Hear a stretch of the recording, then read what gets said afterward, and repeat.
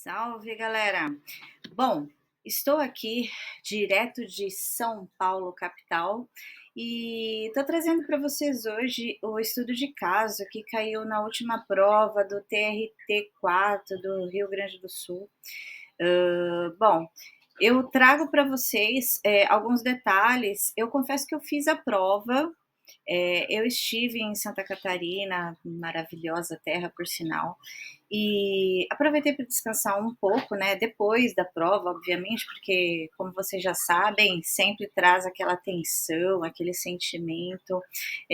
Mas, de toda forma, eu sou professora e sou concurseira também, então já meio que virou um hábito prestar provas de concurso para saber como é que anda aí os conhecimentos e todo o resto. Enfim, essa prova foi para analista judiciário, e aí eles trouxeram o seguinte caso, é esse que eu vou trabalhar com vocês hoje, tá? Até porque vai ter uma outra prova que eu também vou prestar, por sinal, que é do TRT2 aqui de São Paulo, no próximo dia 2 de agosto, salvo engano. Então, pode ser que caia algo nesse sentido, né? Então, o caso era o seguinte: João, funcionário público federal aposentado, desde 23 de agosto de 2019, falecido em 28 de março de 2025, deixando a companheira Tânia, de 62 anos, os filhos universitários Matheus e Flávia, de 27 e 20 anos, respectivamente, a mãe Gertrudes e o irmão inválido Roberto, que dele dependiam economicamente, além da ex-cônjuge Dalva, de 70 anos de idade, a quem pagava o equivalente a meio salário mínimo de pensão alimentícia. Considerando que na data do óbito João percebia proventos de aposentadoria de 6.000 e que todas as pessoas requerem habilitação à pensão por ele legada, responda de forma justificada ou justificadamente, enfim. E aí as três questões. Letra A.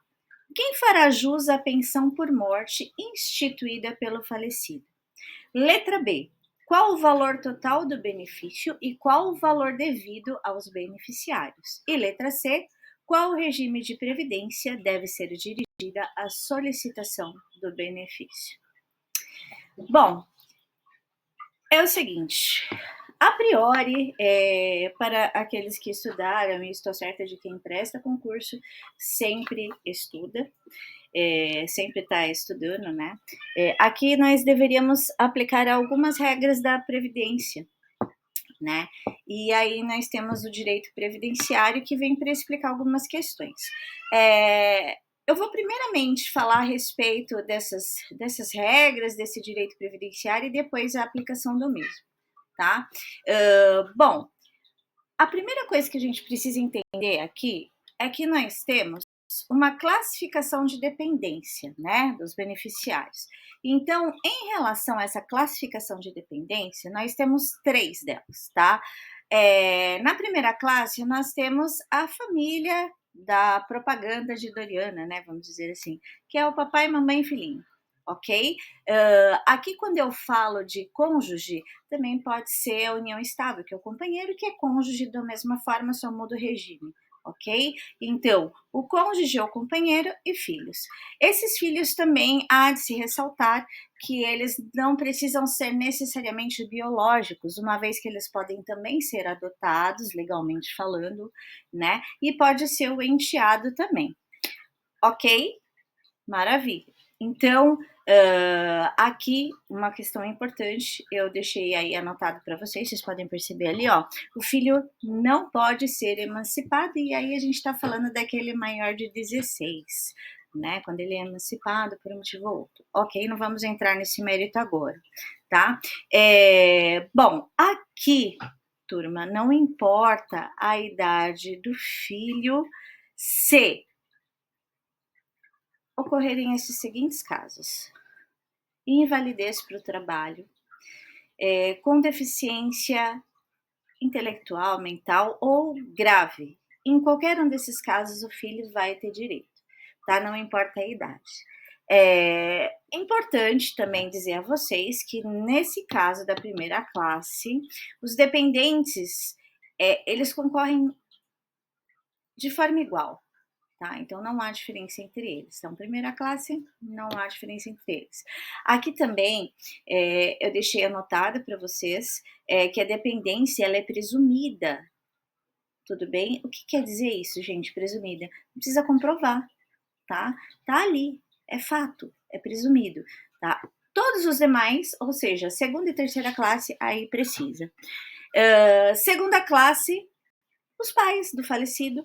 E na terceira classe entra também, olha só que interessante, os irmãos do falecido, tá? Desde que não seja emancipado, menor de 21 anos, de qualquer condição. E aí, gente, entra aquela questão que é quase que um copia e cole da primeira classe ali em relação aos filhos, não? A questão da condição de ser inválido para o trabalho ou com deficiência intelectual ou mental grave, ok?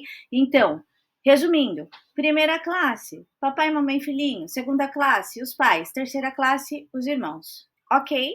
Fechou? Maravilha. Sabendo disso, vamos para a próxima etapa. Perceberam que eu precisei explicar isso aqui para vocês? Aqui eu fiz um resumo maravilhoso, tá? E aí vem a dica. A dependência de uma classe superior vai excluir a classe seguinte. Ou seja, se eu estou trabalhando com a classe 1, tá todo mundo vivo, né? Papai, mamãe, filhinho. Então, primeiro lugar, estão eles lá, eu já excluo a segunda e a terceira classe, ok? Sem problemas. Se estão mortos, aí eu vou para a segunda. Se não tem segunda, vai para a terceira. Sem problemas aqui? Então, de caça preciosa que eu trago a vocês. E aí, regras específicas da pensão por morte, né? Então, primeira coisa, por quê, né? Primeiro que o morto não vai receber nada, isso vai beneficiar quem? Os que vêm depois do morto, né? Os que eles deixou para trás aí. Então, trata-se de um benefício que a família tem para não ficar desamparada quando o provedor, né, ele falece. Primeiro, comprovar o óbito ou a presunção da morte, né, através do atestado de óbito. O que seria essa presunção da morte? Poxa, é uma coisa chata pra caramba, né? Mas quando ocorre, por exemplo, um acidente de avião, né? E aí, sei lá, os corpos são totalmente desintegrado, some, ou a pessoa some, enfim, presume-se-á que a pessoa faleceu. Não tem como comprovar, porque nem tem, né, sobrou nada ali, né, nem a arcada dentária, dependendo do acidente. Isso acontece. Em segundo, demonstrar a qualidade do falecido na hora do seu falecimento. Demonstrar, o que é isso, né, gente? É demonstrar que o falecido estava trabalhando, né, num período, ou em período de graça, né, que seria o quê? O que é esse período de graça? É o tempo que ele trabalhou, determinado tempo ali da vida, depois ele parou, sei lá por quê, e aí tem que comprovar esse período de graça, ou seja, a graça. Fica até estranho, né? Graça do trabalho. Bom, enfim. Em terceiro, ter qualidade de ser dependente do segurado falecido. Tá? Então, a cônjuge ou companheiro, filho menor de 21 anos, inválido ou deficiente, basta juntar os comprovantes da condição, é aquela questão que nós já trabalhamos. Muito bem, sem mais demandas aqui a serem ressaltadas, vamos lá à primeira questão, né? Quem fará jus à pensão por morte? Bom, eu confesso a vocês que no ato da prova, quando eu vi lá ex-cônjuge, avidamente falei, não, gente, ex é complicado. Se fosse bom, não teria esse ex, né? Seria atual, não é verdade? Gente, brincadeiras à parte, tá? Eu sempre gosto de falar nesse sentido, mas é claro que tem pessoas aí que dizem, né, que tem um bom relacionamento com o mesmo, mas enfim, deixa pra lá, né? Deixa pra lá.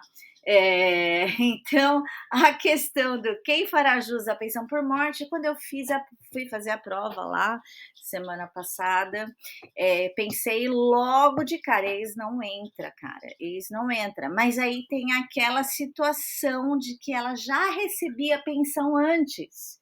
Então, aqui não há do que se falar, né? Depois, se vocês olharem lá com mais afinco novamente, fazer a leitura e fazer aqueles grifos que eu sempre indico que vocês o façam, né?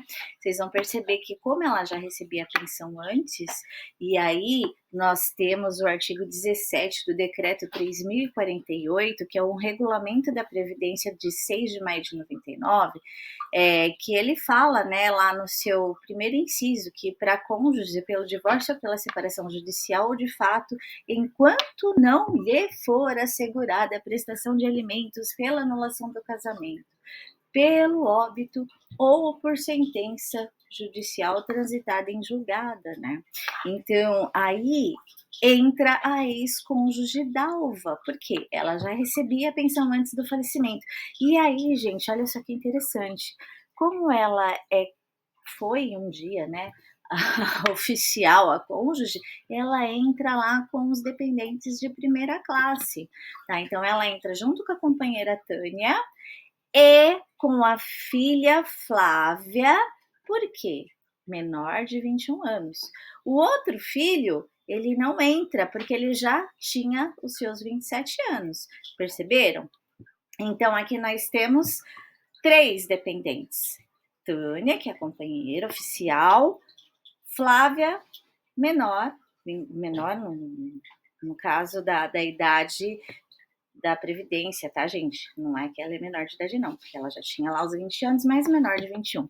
E a ex-cônjuge, porque ela já recebia a pensão antes do falecimento, ok? Então, entra a ex-cônjuge Dalva junto.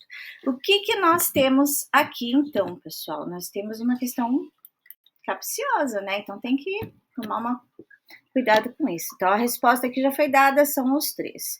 A súmula 37 da Turma Nacional de Uniformização dos Juizados Especiais Federais, ela fala que a pensão por morte devida ao filho até os 21 anos de idade não se prorroga pela pendência do curso universitário. Cuidado, que isso pode confundir por questões lá do direito civil, né?